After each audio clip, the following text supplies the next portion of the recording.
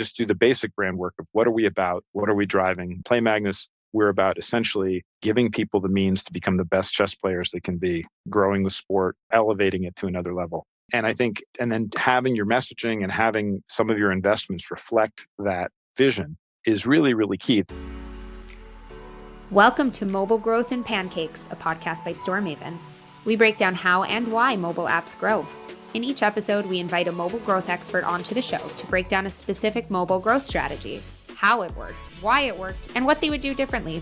I'm your host, Esther Schatz. Hey everybody, and welcome to another episode of Mobile Growth and Pancakes. I'm your host, Jonathan Fishman. Not many people know, but I'm not John Fishman, the drummer of Fish, as my guest today, Scott, originally thought. What's up, Scott? How are you doing, Jonathan? Good. So I'm here today with Scott Dodson. He's the CMO of Play Magnus. Would you like to introduce yourself? Sure. My name's Scott. As you said, I think the Jonathan Fishman piece is really interesting because I wasn't planning on going there, but I was actually at the very first vacuum cleaner jam. The first time Fishman picked up a vacuum cleaner and jammed with it was my roommate Lauren Cooney's vacuum cleaner, and we actually were jamming together in our living room. But anyway, so yeah, I'm currently the CMO of Play Magnus Group, which is a group of, I think we have 11 companies in the group, 11 different brands that we manage, and across the chess space primarily. And we can get into that in a little more detail.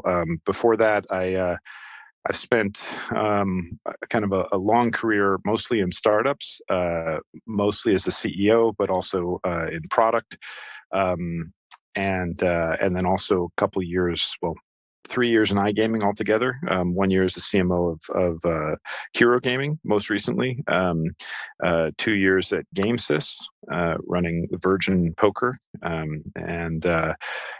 and then 5 years in a language learning app called Linguist, which is just raised another round, which is great for them. So I've been in Europe for 8 years, or actually almost 9 years. 2 years in London, 5 years in Estonia, 1 year in Malta, and now in Barcelona. And before that, most of my career for about 20 plus years was in Seattle, where I did most of the startups. So I love, I'm passionate about startups and growth, love kind of roles in earlier growth stage companies, and love to do a lot of mentoring. So I get a lot of other exposure to the various growth challenges people are trying to solve across various industries. Awesome. What a fascinating career. You, as a person with so much perspective and having the experience of building more than a handful of teams. I think a lot of people right now are interested in like how mobile marketing and mobile growth teams are structured. Can you talk a bit about like how your team, especially as you have a portfolio of companies and different apps and games, how is it structured? Yeah, no, that's a really excellent question. And to be honest, we're still figuring it out at Play Magnus. So, I think that, but I can speak maybe generally to the topic.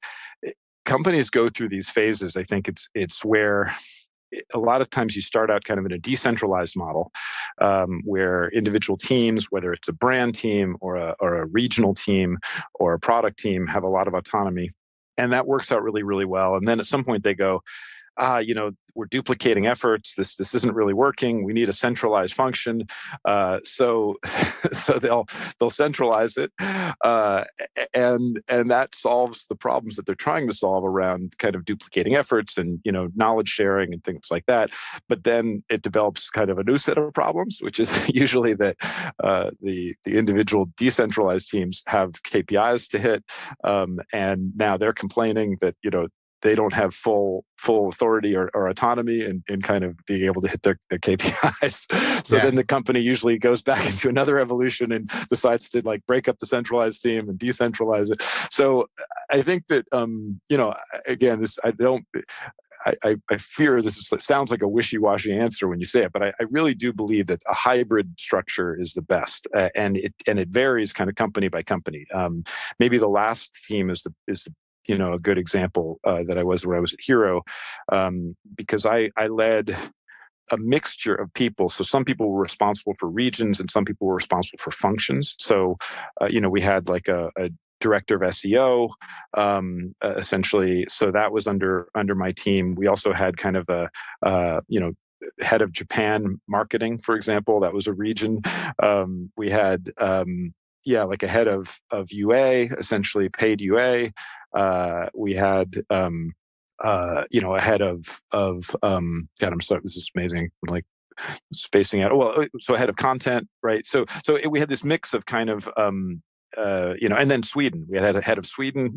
So it was kind of, we had certain markets that were critical to us and needed a lot of kind of a leader there on the ground, or so to speak, very close to it. And then other functions like content or SEO or UA that we felt like were best served kind of across the organization, and could be looked at more holistically and kind of resources allocated as needed, rather than having because what happens, I think, a lot of times with regional markets is you get these situations where people have budget that they need to spend, so they spend it inefficiently. Other markets that are kind of really have a lot of opportunity struggle to get the same kind of budget, maybe if they're on a growth path. And so I think I generally favor centralization, I'd say overall, but I think you have to allow for that kind of decentralized autonomy. Otherwise, you kind of crush the joy out of and the opportunity.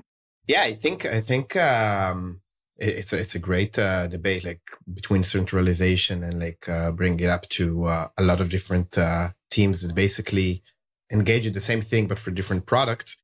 So one of the things that maybe it relates to, which is it's kind of a pet peeve of mine. I work with a lot of designers, and designers have this cross to bear, which is that people that haven't worked with designers closely kind of think that what a designer does, there's that meme of what I do, what people think I do, what my mom thinks I do something very different, right? They're, oh yeah, you draw the pretty pictures, or or maybe they even think about it in terms of UI, if they, and then they think they really understand. Oh yeah, they make the kind of, but a designer, essentially is a problem solver, and they, they bristle when they get pigeonholed into that box. And I think growth is one of these things that also has a lot of the same characteristics, right?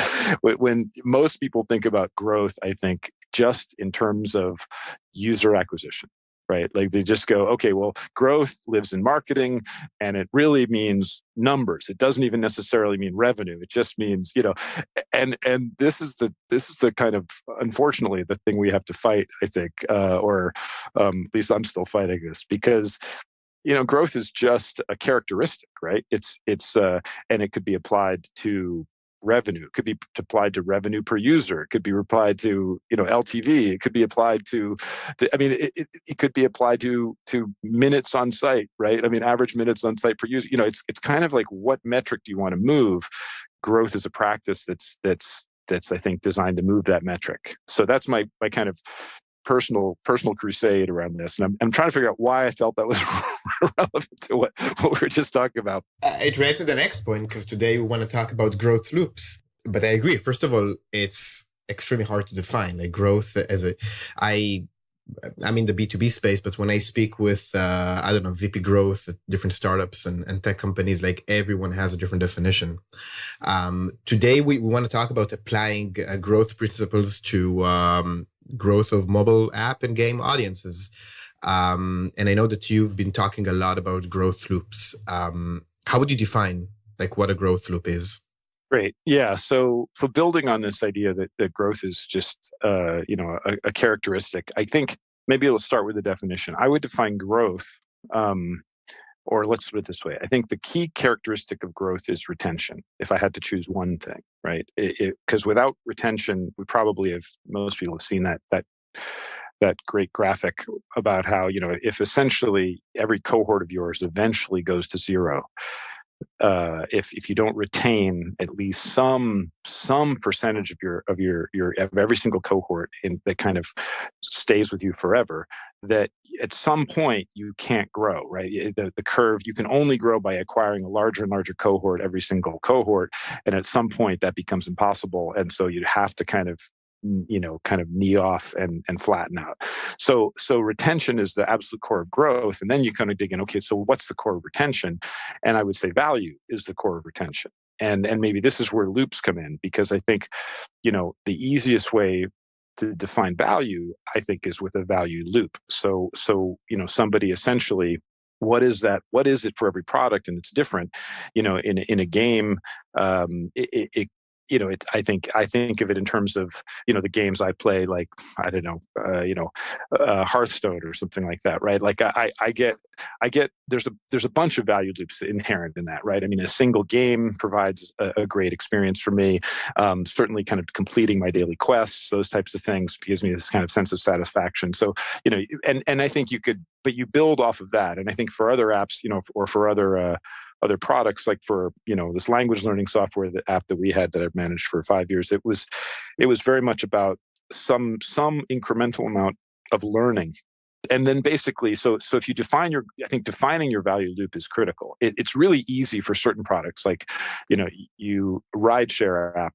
The moment you step out of the car, it's very clear that you've completed the value loop, right?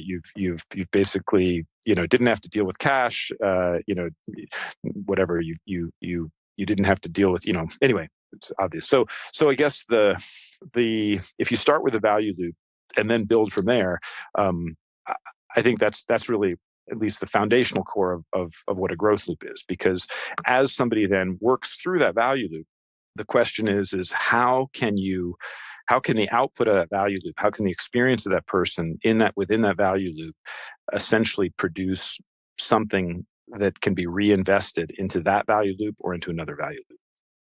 And that for me is really the heart of it. Awesome.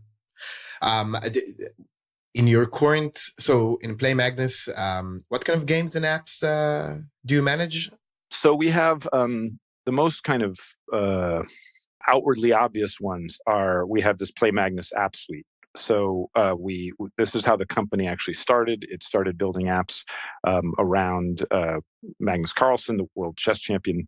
And the first idea was literally to play Magnus. So you could play him at various ages, and so there was a different AI that reflected kind of the nature of how he played as a 5-year-old. I played the same thing with the Queen's Gambit. It was on one. I won't mention the competitor's name, but it was on one of your competitors' games, and you could play her basically in the series in different ages. I lost even when she was like 3 years old. It's a very smart play by one of our competitors, because yeah, it's essentially taking the same model that was working for us, right? But applying it to the biggest kind of piece of entertainment chess in chess history, right? So that was kind of the core of this, and then that evolved into something called the Magnus Trainer, which then gives you kind of specific advice based on your play style, and then then from there we've kind of explored some other areas. There's some fun stuff. There's something called Night Runner, which literally is just kind of a real time kind of almost platformer game, almost, in a way that you kind of move like a knight and you have to kind of solve puzzles and proceed. And there's a bunch more really cool products. Look for kind of Magnus Trainer 2, which is probably going to be the perhaps the coolest thing that the group has produced when it comes out next year. So those are the apps. That's the app suite. Oh yeah, do you have also? We have a bunch of other apps actually from some other companies, because that's actually, interestingly enough, especially in terms of revenue, for example, that's a relatively small piece of the group. In terms of footprint, it's actually still quite large. It's our second largest kind of footprint. The first largest footprint is something called Chess24. So Chess24 just released brand new apps, so Chess24 has been a site that has been focused on news and entertainment. We evolved it into a place where you can watch the best chess, and it's always been a place where you could play as well. But that was kind of our forgotten stepchild for a long time. And so we've invested heavily over the last year and just released our kind of new play zone, which now again lives across, Android and iOS apps, of course, as well as online. So this is something we're really excited about, and I think is going to kind of evolve, even quite a bit from launch. The roadmap is really ambitious, and I think we're going to do, some really great things in this, and essentially go up against our two main competitors, which I will name, which are Chess.com and VChess. So these two have probably the best play zones, currently. And the interesting thing about a play zone, and about these apps is it's not unlike poker in a sense that liquidity is a very, very, which is the word that they use in the iGaming world for the number of players playing concurrently, basically, is a very, very important element to the user experience. If you have, the more players you have, and the more kind of your technology is able to handle that gracefully, the better the UX the player has, because they can get matches very quickly. In chess, you can get matches in various game types. You can offer more types of game types because if you have more people, and you get matches that are against people of the same level that you are, which makes for a better game. So it's kind of a bit of one of these chicken and egg network problems where, the more people you get in, the better the user experience. But then how do you kind of cold start from there? So these are some of the challenges that we have. But luckily, because we have kind of this pretty decent footprint for Chess24 and just some of our other products, then we've been able to solve that pretty well. If I can just quickly hit two really key other pieces of the group. One is this Champions Chess Tour. So we last year basically started our own tour. It was in pandemic. Invited the best players in the world, and kind of Magnus, of course, agreed to be there since he's a part of this company. But we really pulled some of the greatest chess players around the world and some of the more interesting chess players in the world, and had them play each other. And it was phenomenally successful. I mean, we had over 100 million uniques. We had 30 million hours viewed, and it was one of these things where we actually had the record. We had a higher viewership than the World Championships that had happened before. Oh, wow. So we kind of had the peak viewership. We actually now just beat the peak viewership by broadcasting the World Championship with our commentators who also commentate on the tour. So that's pretty exciting. But over 500,000 concurrent viewers of this last World Championship that we're in right now. But anyway, so we've become, and it's kind of a surprise hit. We've gotten, sponsorships from some great partners. Meltwater is the title sponsor, but, FTX on the crypto side, MasterCard, most recent sponsor that we got. So it's kind of taken chess to another level and allowed us to put a level of production into this that we haven't had before. And then finally, which also has apps, burgeoning, is a company called Chessable. And this is, I'd say, the most, in all the other spaces, I'd say we have competitors. Chessable, in a certain sense, is in a fairly unique position. It's kind of like, imagine if Masterclass and Duolingo, from the perspective of kind of a spaced repetition algorithm, or Linguist, my former company, had a love child on the chessboard, that would be Chessable. So it's basically some of the kind of most famous grandmasters and content creators in chess producing courses, which are then supported by a spaced repetition algorithm, which allow you to learn the lines, like allow the average player, the human player, not the grandmaster, to learn the lines and actually improve their game dramatically in a very short period of time. And that has become the flagship from a revenue perspective, because people just value this content. If we talk about value being core to growth, they value this content immensely, and it has a business model similar to Steam, in the sense that there's kind of an endless amount of games that you can buy on Steam. In a similar way, there are this endless amount of great chess courses to buy on Chessable. So thanks for the opportunity to go through some of the group's products. Amazing. No, I think it's really interesting as like the concept of chess and how that, you talked about liquidity, you talked about the user experience and how all of those are baked into growth. So what are like the top core growth loops that are driving growth right now? I'll just mention, by the way, that I'm just downloading Chessable because oh, cool. I'm sold. I'm sold. Awesome. I think you'll love it. And there's lots of free courses as well.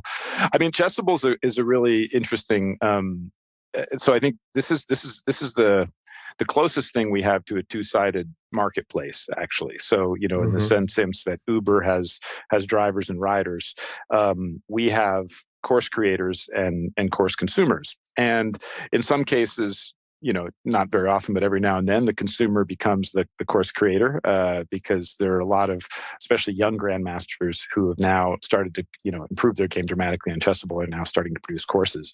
But there's a growth loop inherent in this because we made a very conscious decision, and when I say we, I had nothing to do with this. I've only been with the company for 4 months, but the very smart people at Chessable made a very conscious decision to pay the creators quite well.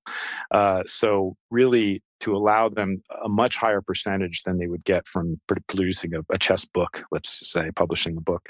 And then, of course, the scale of the internet allows for, we've literally handed millions of dollars back to chess authors now, even though in a very fairly short life cycle of the company, and this now enables them to make a really decent living with kind of passive income off of chess in a way that has never really existed before, and in turn they turn around and support us.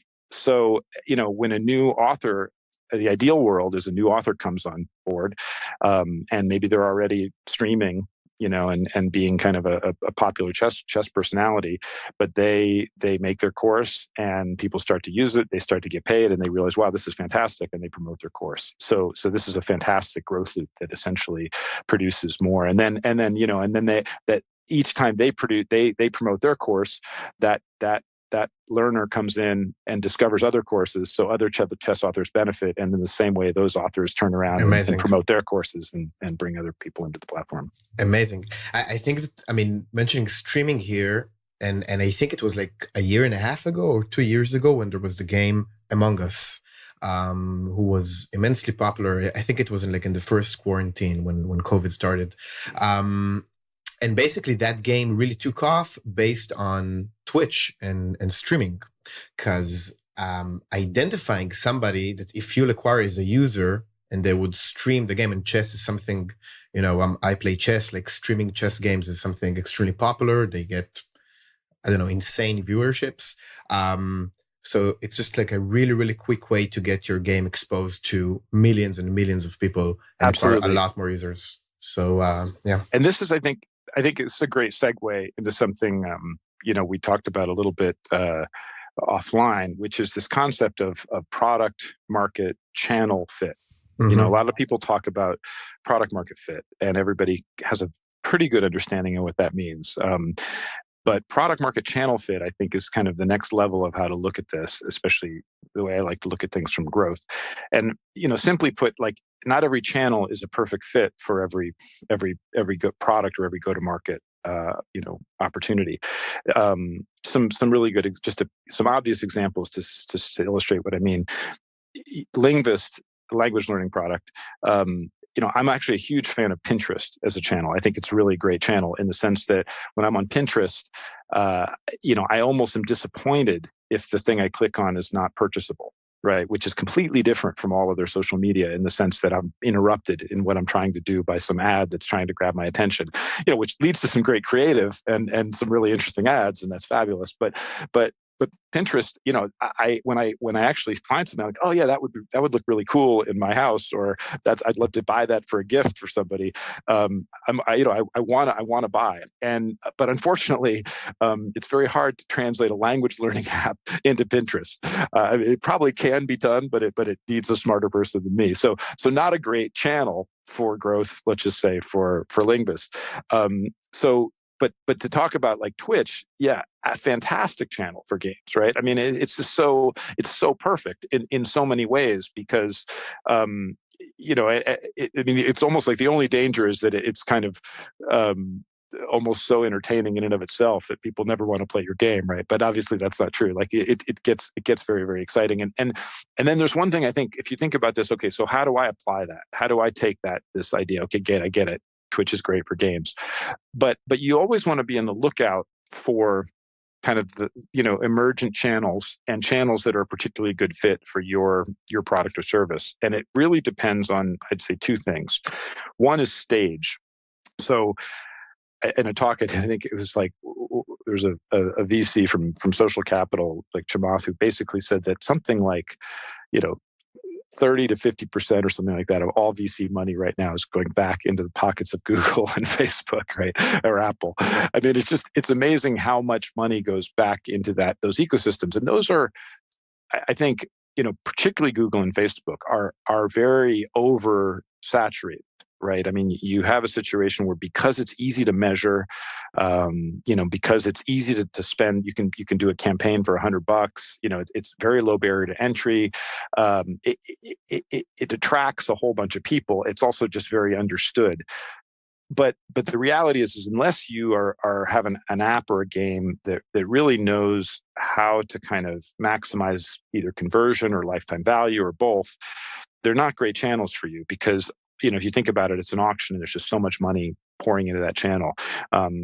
Just for a kind of a random example, my last company, we spent a lot of money on television, in Sweden, right? So we had a television budget in Sweden of close to, well, in dollars, over $500,000 a month.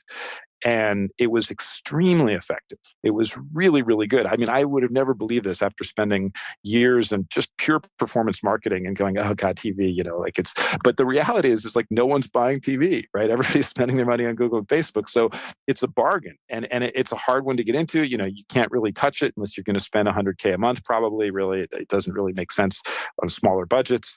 It's very hard to measure. You have to be willing to kind of hold on to your seat for a few months to see the impacts. But the combination of television and SEM, of essentially, buying then the right keywords, developing this kind of brand demand and buying keywords was extremely effective for us.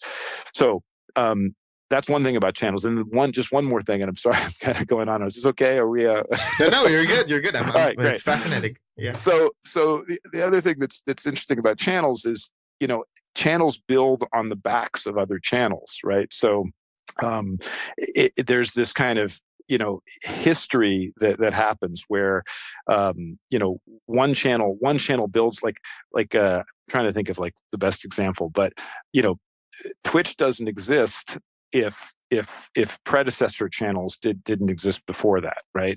If basically like Twitch basically built off the back of YouTube because it allowed people to kind of embed, it allowed people to basically put their kind of Twitch links into, or YouTube allowed them to embed that into their streams. So then people discovered Twitch.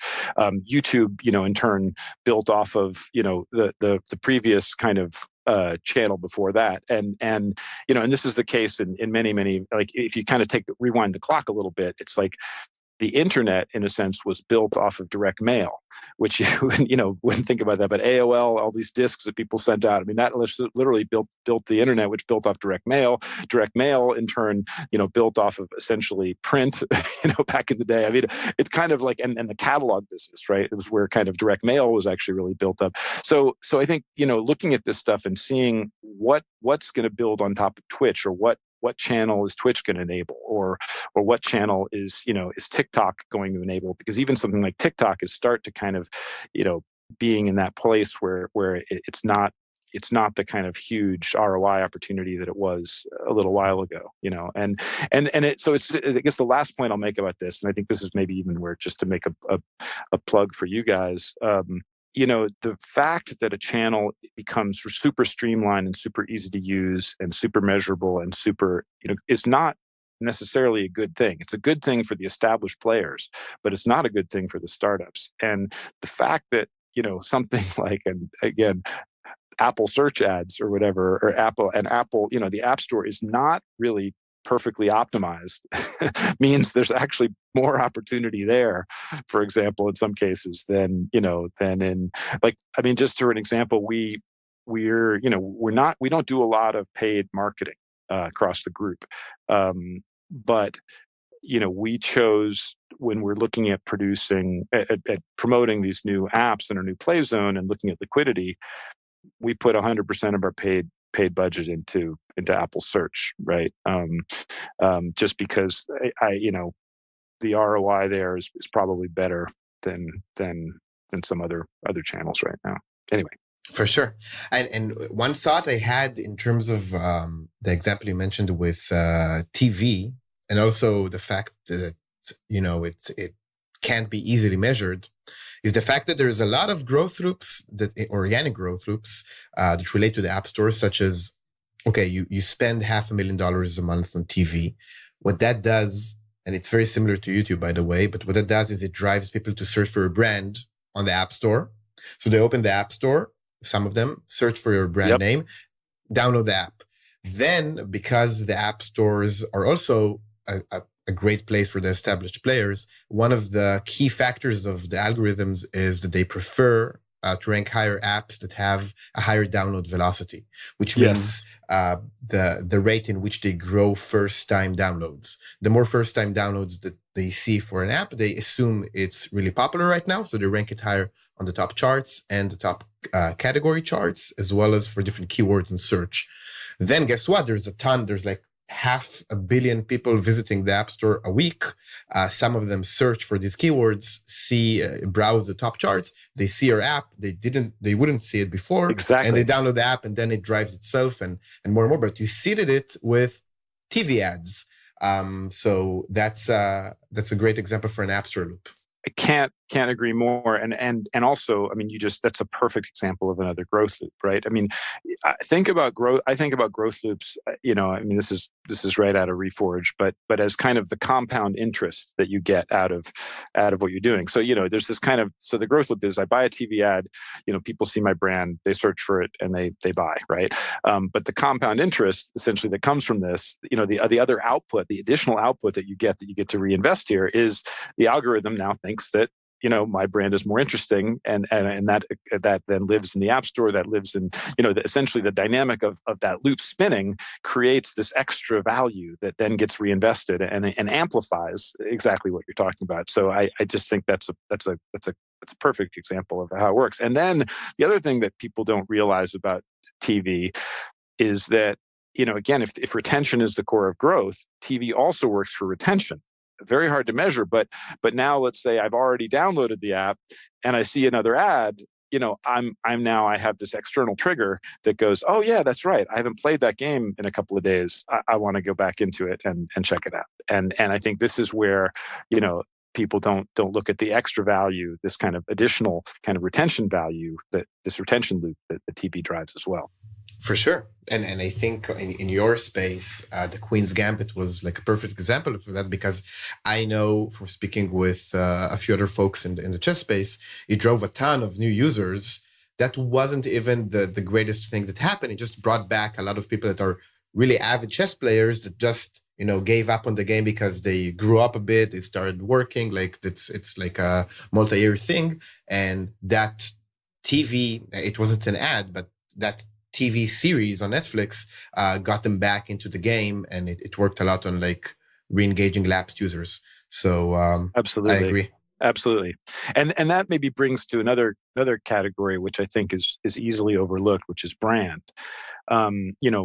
And brand for me isn't just kind of your name or your logo, but it's kind of like, what do you stand for and what does it represent? And I think that the Queen's Gambit did more for chess, for the brand of chess, than almost anything. Because prior, to Queen's Gambit, if somebody says, "Hey, describe chess" or describe a chess player, you had a very different picture in your head, right? Yeah, everybody's now imagining like somebody in Moscow in 1976. Yeah. Exactly. Right. Exactly. Or, or myself as a super nerdy kid, only child with no female friends for most of the, first decades of my life. Right. Like,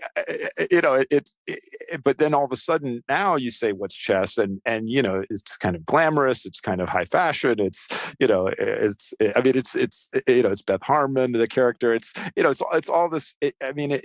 It suddenly changed it, and I think it created kind of a relevance or an acceptance or whereby the growth of chess streaming would not have happened in that way, because who really cares? But now all of a sudden you're doing something that the cool kids are doing too, right? It's a very lowbrow way to put it, but I think it clearly improved the brand of chess in a dramatic way, and we're seeing it right now. Like I said, this. I was a little worried because now here we are. This is the first chess championship that we're covering post Queen's Gambit, and the I was a little worried because, frankly, there's no American playing, which is, again, I feel I'm very much a kind of an adopted. I've adopted Europe as my home, but I know how America thinks, and there's kind of like there's the U.S. and then there's kind of other. We're kind of they're vaguely aware of Canada and Mexico, maybe, but like, and so it's like, okay, whatever, some Norwegian dude and another Russian chess player, like whatever. But we're seeing, record viewership, which clearly wouldn't have happened even without an American, which wouldn't have happened without the Queen's Gambit, right? For sure. Cool. So we're almost running out of time, but I just want to ask you one last thing as a CMO and somebody with the experience of leading teams in different industries and different categories, knowing everything that's happening now. There's the all of the challenges and the opportunities, basically, of the IDFA being deprecated and Apple's privacy policies being enforced. Facebook a bit weakening because of that, but search ads, as you said, is really picking up as a source of acquisition. So if you just need to give like one tip for fellow CMOs or marketing leaders for 2022, what do they should be thinking about, or what should be top of mind for them? Yeah, it's a great question. I mean, I'm trying to just figure out which of the greatest hits to cycle here through. But I would say I'm going to choose brand, right? I think that especially I most of my career was spent in startups, spent in the app space, or spent in industry that didn't really have we've never felt like we had the luxury, if you will, to kind of invest in brand. 5 years at Linguist, we put zero value on any brand. We basically looked at every single thing as a performance channel, and exclusively so. And this is, I realize this is not driven inherently by marketers. I think marketers do kind of understand and appreciate brand more than others. But a lot of times it's driven by the C-suite or by the business side of the house, right? That's kind of putting, a certain kind of demand on marketing. But I think you need to carve out some space for this, right? You need to kind of carve out the space and time to really, if you haven't already, just do the basic brand work of what are we about? What are we driving? At Play Magnus, we're about essentially making, giving people the means to become the best chess players they can be, growing the sport, elevating it to another level.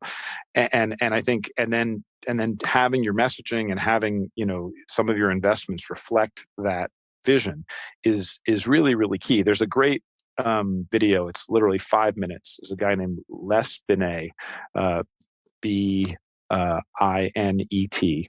and there's a video called "The Short of It," and he talks about the difference basically between brand marketing and performance marketing, and this is backed by a few decades of research. And I think it's great because it's under 5 minutes. And it's something you can send to the rest of your C-suite and have them watch and have them appreciate, and be ready to kind of come with a brand plan, because it'll just make the rest of your life easier, right? Almost every performance marketing channel in the long run has diminishing returns. So you have to kind of figure out how to essentially build the highway out in front of you, not just for the next quarter, but for the next, 2, 3, 4 quarters, and even in beyond that. And I think brand is the first piece. And then the second piece, if you want to make us open up one more kind of battle or request, is creative. I listened to Adam Jaffe on your podcast, and I thought his point about creative was spot on. I mean, I think that creative becomes a competitive advantage. We saw, we were able to drive a 400% increase in ROAS over 2 years at Linguist, and half of that, more than half of that, I attribute to improved creative.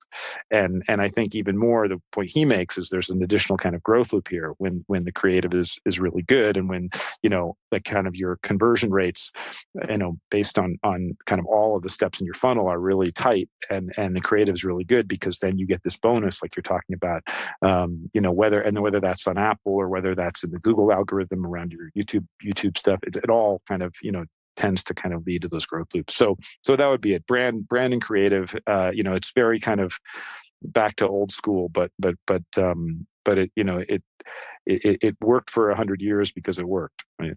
Oh wow, I like that sentence. Yeah, like a lot of people are now saying, like Adam Jaffe also talked about like old school marketing, and I say it a lot, but it's not really old school. It's just like real marketing. Yeah. Like I think that what happened in the past few years is like an addiction. As an industry, we got addicted to performance marketing and being able to measure, based on user level data that nobody gave us consent to use, but we were able to measure in a deterministic way the direct response value of each and every ad.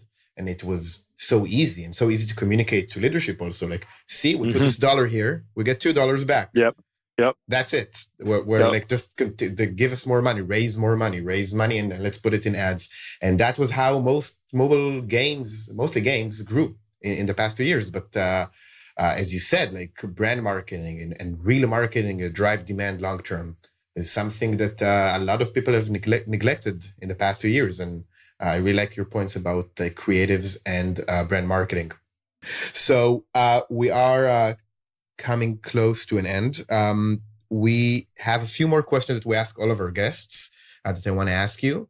So we just covered tips, but we have this kind of a content recommendation piece. So what would you recommend people to read, who to follow around mobile growth, at least? Cool. Yeah. Well, so I guess I kind of already gave one of these, but start with Les Binet. I think that's a great quick win.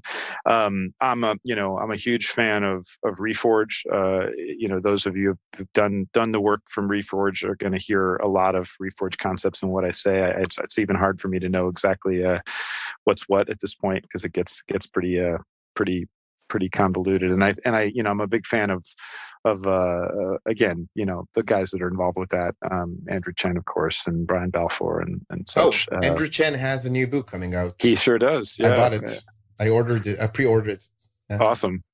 Yeah. No, and it's great on network, essentially, solving these network problems, like the one I talked about with Jessable.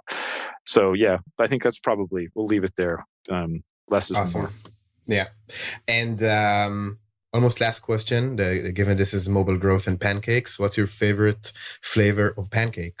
I'm a big fan of fresh blueberry pancakes. So when my kids just went off to school recently, but we used to do a kind of a weekend, blueberry pancake kind of day, which is great. And the key though is having lived on the border of Canada and in Vermont for much of my life.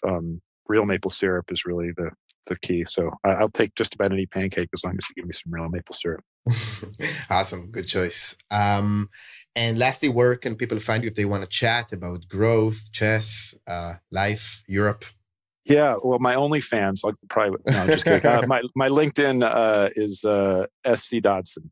So yeah, you can find me on LinkedIn and LinkedIn/SC Dodson. Awesome. Cool. So thank you so much. This has been really Jonathan. Fascinating. I really enjoyed talking with you. Yeah, likewise. And I'll speak to you soon. Fabulous. Thanks. Bye-bye. And that was Mobile Growth and Pancakes. To find out more about StoreMaven and how we can improve App Store performance, visit storemaven.com. And then make sure to search for Mobile Growth and Pancakes in Apple Podcasts, Spotify, and Google Podcasts, or anywhere else podcasts are found, and click subscribe so you don't miss any future episodes. On behalf of the team here at StoreMaven, thanks for listening.